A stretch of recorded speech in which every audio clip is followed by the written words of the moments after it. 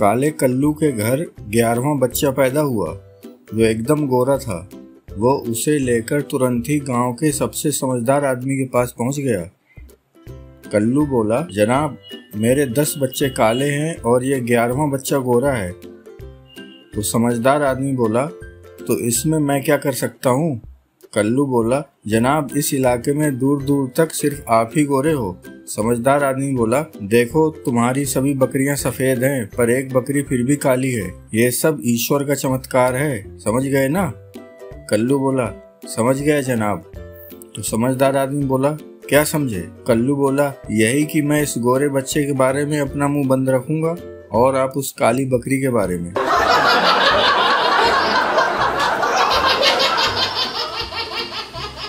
एक भोपाली दामाद अपनी ससुराल लखनऊ गया। वो लखनऊ की तहजीब और तमीज़ के बारे में सुन सुन के पक गया था। तभी सास आई और पूछा, क्या बैगन शरीफ पका लूं या आप मियाँ आलू नोश फरमाएंगे या फिर भिंडी मोहतरम खाना पसंद करेंगे? भोपाली दामाद बोला, मैं गुनहगार बंदा हूँ, इनके काबिल कहाँ, कोई बेगैरत सा मुर्गा पका लें।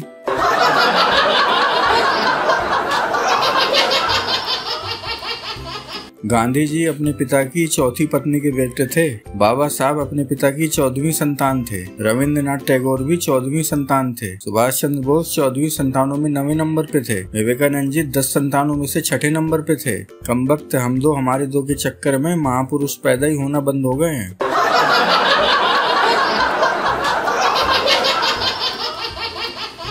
एक चिड़ियाघर में एक तोते के पिंजरे के बाहर लिखा था, इंग्लिश, हिंदी और भोजपुरी बोलने वाला तोता। एक आदमी ने इस बात को टेस्ट करने के लिए तोते से पहले इंग्लिश में पूछा, हु आर यू? तोता बोला, आई एम पैरेट। तो आदमी हिंदी में बोला, तुम कौन हो? तो तोता बोला, मैं एक तोता हूँ। आदमी इस बार भोजपुरी में बोलता है, तू के हब? तो तोता बोला, तहार बाप सरऊ एक ही बतिया 4 बेरी पूछत हुए सारे पटक के लतिया दे।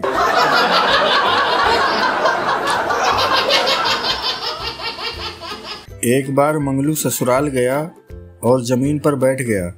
तो सास बोली, बेटा जमीन पर क्यों बैठे हो, ऊपर सोफे पर बैठ जाओ।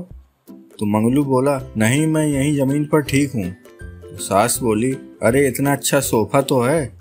मंगलू बोला, सोफे पर तो गरीब लोग बैठते हैं। सास बोली, मतलब कैसे? तो मंगलू बोला, सोफे की कीमत 25,000 रुपए है और जमीन के प्लॉट की कीमत 25 लाख रुपए।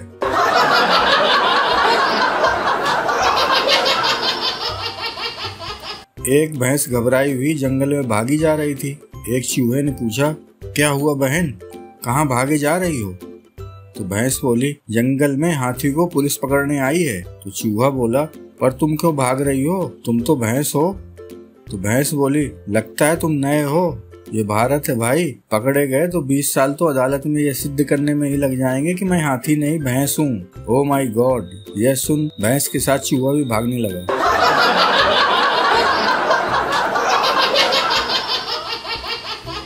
आदमी के हालात कैसे बदलते हैं जरा गौर कीजिए। शादी के पहले हीरो नंबर 1, शादी के बाद कुली नंबर 1, शादी के पहले मैंने प्यार किया, शादी के बाद ये मैंने क्या किया, शादी के पहले जाने मन मत जाओ, शादी के बाद जान मत खाओ, शादी के पहले तुम बिन रहा न जाए, शादी के बाद तुमको सहा न जाए, शादी के पहले कुछ तो बोलो, शादी के बाद कभी चुप भी हो लो, शादी के पहले आई लव यू, शादी के बाद आज फिर आलू, शादी के पहले मिलने कब आओगी, शादी के बाद मायके कब जाओगी।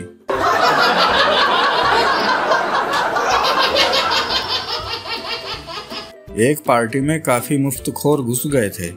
मेजबान महिला परेशान थी। उसने अपने पति से कहा, मेहमान ज्यादा हैं, खाना कम, कैसे चलेगा? पति बाहर जाकर बोला, लड़के वालों की तरफ से जो लोग आए हैं कृपया अलग खड़े हो जाएं। तो करीब 50 लोग अलग खड़े हो गए।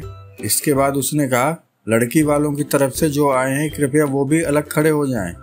इस बार करीब 40 लोग अलग खड़े हो गए। अब वह मुस्कुराते हुए बोला, कृपया आप सभी लोग बाहर निकल जाएं क्योंकि ये हमारे बच्चे की बर्थडे पार्टी है।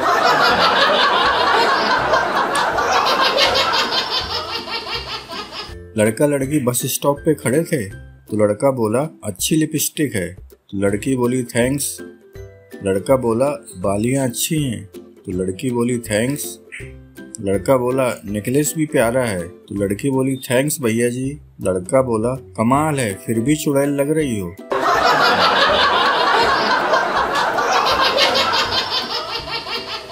संता बंता से बोलता है भाई किसी के पास बाबा रामदेव का नंबर है क्या? तो बंता कहता है अरे तुझे रामदेव के नंबर से क्या करना है? तो संता कहता है पूछना था पतंजलि में दारू बनता है क्या?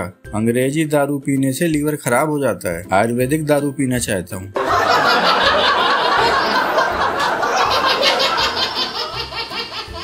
मंगलदास पहली बार एक बड़ी होटल में रहने गया।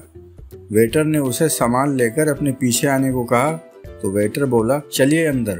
मंगलदास बोला अबे पागल समझा है क्या, मैं नहीं रहूंगा इस कमरे में, पैसा इतना लिया है और कमरा इतना छोटा। तो वेटर बोलता है अबे गधे अंदर तो चल, ये तो लिफ्ट है।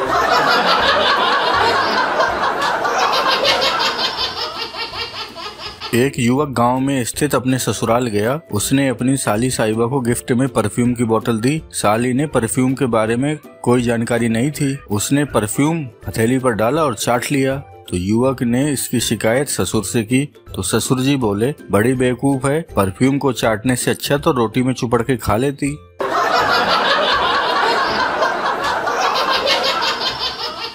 एक जाट ताऊ अस्पताल में आखिरी सांसें गिन रहा था। उसका परिवार व एक नर्स उसके बिस्तर के पास खड़े थे। ताऊ अपने बड़े बेटे से बोला बेटा तुम मेरे TDI सिटी वाले 15 बंगले ले लो।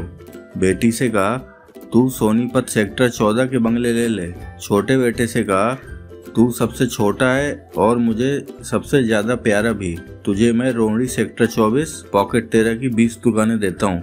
आखिरी में ताऊ पत्नी से बोला मेरे बाद तुम्हें पैसों के लिए किसी का मुंह न ताकना पड़े, इसलिए मेरे यूनिटी वाले 12 फ्लैट तुम अपने पास रख लो। पास में खड़ी नर्स जो ये सब सुन रही थी बहुत प्रभावित हुई। उसने ताऊ की पत्नी से कहा आप बहुत भाग्यशाली हैं कि आपको इतने अमीर पति मिले जो इतनी सारी जायदाद देकर जा रहे हैं। पत्नी बोली कौन अमीर है, कैसी जायदाद? अरे इनका दूध बेचने का धंधा है, हम सबको जिम्मेदारियां बांट रहे हैं सुबह सुबह दूध पहुंचाने की।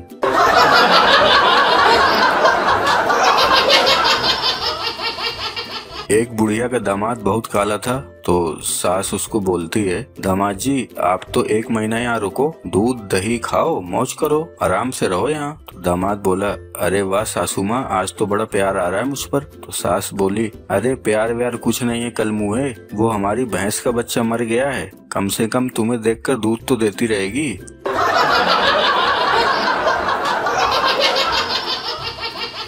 एक बार चंपू ट्रेन से अपने गांव जा रहा था। टीटी ने कहा भाई साहब अपना टिकट दिखाओ। तो चंपू बोला गरीब है साहब, चटनी बासी रोटी खाते हैं। टीटी बोला चलो टिकट दिखाओ। तो चंपू फिर बोला गरीब आदमी है साहब, साग दाल रोटी खाते हैं। तो टीटी गुस्से में बोलता है तो हम क्या गोबर खाते हैं? तो चंपू बोला बड़े आदमी हो साहब, खाते ही होगे।